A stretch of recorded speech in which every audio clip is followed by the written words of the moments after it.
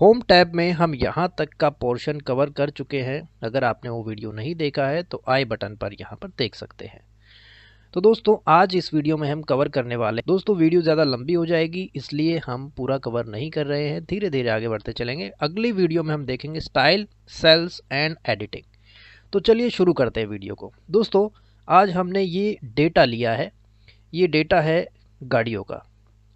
इसमें कुछ गाड़ियां हैं, मारुति की हैं, हुंडई की हैं, टाटा की हैं और रेनॉल्ट की हैं। काफ़ी सारी गाड़ियां हैं। इनको हमने अरेंज किया है इनके प्राइस के अकॉर्डिंग। यहाँ पर इसके प्राइस लिखे हुए हैं, जिसका सबसे कम प्राइस है वो सबसे ऊपर है और धीरे धीरे जिसके प्राइस बढ़ते जाते हैं वो फिर धीरे धीरे गाड़ियाँ नीचे आती जाती हैं।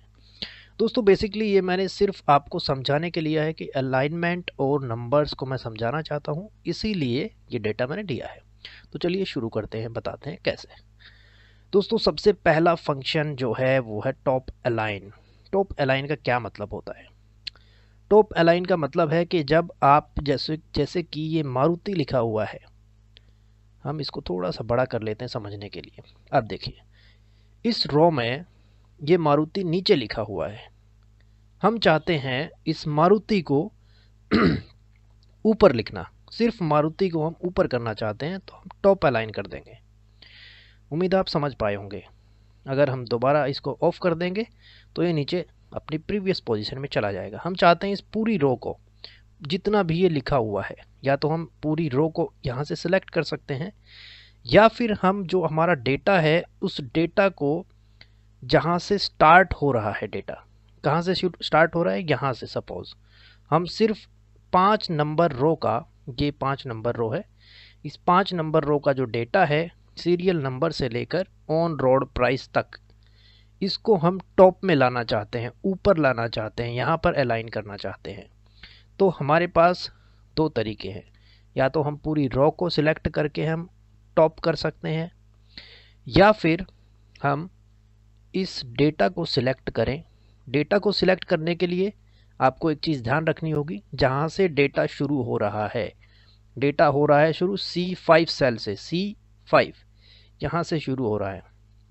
तो डेटा सिलेक्ट करने के लिए हमें जब भी एक बड़े डेटा को हम चाहते हैं फॉर्मेट करना, तो उनको सिलेक्ट करने के लिए आप डेटा के अंदर क्लिक करेंगे, डबल क्लिक करेंगे और फिंगर को हटाएंगे नहीं, डबल क्लिक करके हम इसको राइट साइड में ड्रैग कर देंगे। जहाँ तक हमारा डेटा है वहाँ तक ड्रैग करके छोड़ देंगे। इस तरह से हमारा डेटा सिलेक्ट हो जाएगा। इसके बाद हम टॉप अलाइन कर देंगे। ये देखिए ये काम होता है टॉप अलाइन का, और ये सारे के सारे जितने भी अलाइनमेंट हैं वो ऐसे ही काम करेंगे।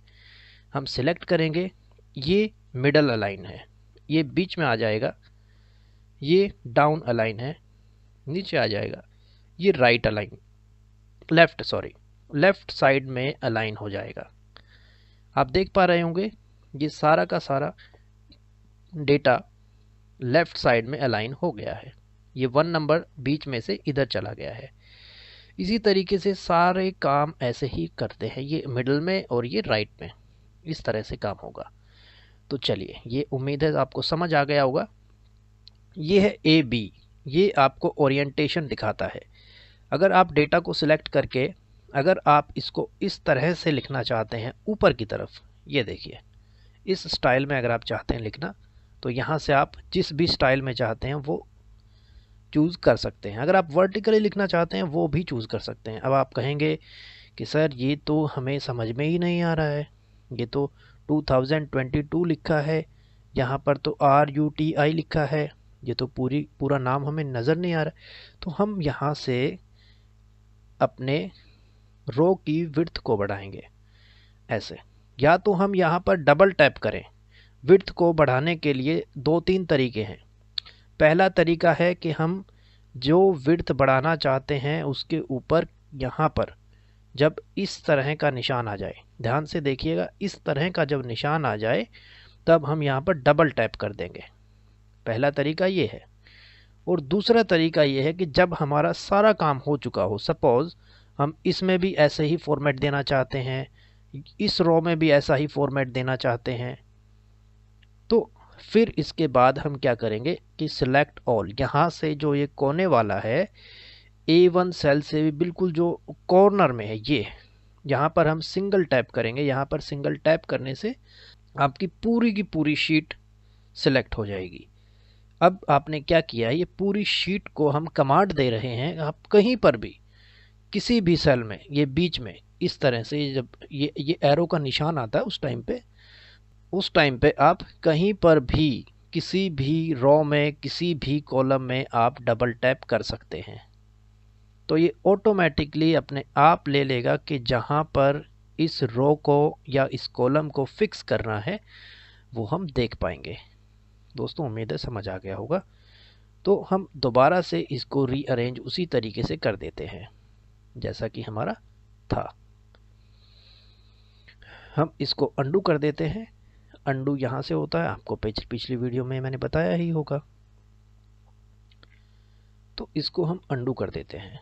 तो दोस्तों नेक्स्ट है decrease indent and increase indent. इसका क्या फंक्शन होता है? इसका बेसिकली फंक्शन होता है कि हमारे जो हमने सेल्स के अंदर लिखा हुआ है, जैसे फॉर एग्जांपल ये मारुति लिखा है यहाँ पर, चलो मैं कॉलम ले लेता हूँ। जैसे इस कॉलम में मैंने गाड़ियों के नाम लिखे हैं, इन गाड़ियों के नाम को हम, एक तरीका तो ये है कि हमने राइट में अलाइन करना है तो राइट में यहाँ से अलाइन कर देंगे। तो दूसरा तरीका है कि हम स्टेप बाय स्टेप इनको अलाइन करना चाहते हैं। सपोज़ इस तरह से धीरे धीरे हम इनको लेना चाहते हैं राइट या लेफ़्ट में, तो हम इस तरह से यूज़ करेंगे इसको। हम चाहते हैं कि कॉलम विड्थ को बढ़ा लें, इसके बाद हम इसको इधर उधर लेफ़्ट राइट हम एडजस्ट कर सकते हैं। दोस्तों मैं जानबूझ के इतनी सिंपल भाषा में आपको समझा रहा हूँ ताकि आपको ईज़िली समझ में आए।